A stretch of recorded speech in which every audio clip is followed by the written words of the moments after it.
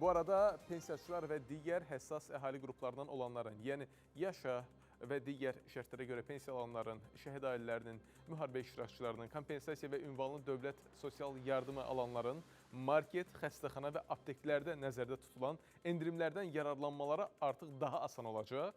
Əmək və Əhalinin Sosial Müdafiəsi Nazirliyinin həyata keçirdiyi sosial tərəfdaş layihəsi çərçivəsində təqdim olunan endirim barkodu artıq MyGov-a inteqrasiya edilib. İndi bu yenilik nəyi vəd edir? MyGov proqramını telefonlarına yükləyərək, qeydiyyatdan keçərək, tətbiqdə görünən pensiyaçı endirim barkodunun sosial tərəfdaş kartı adı ilə qeyd olunur tətbiqin içində.